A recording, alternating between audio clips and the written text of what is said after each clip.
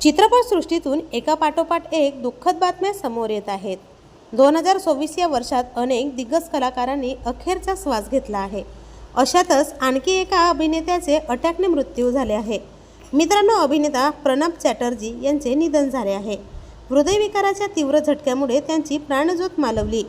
वयाच्या अवघ्या 33व्या वर्षी त्यांनी अखेरचा श्वास घेतला।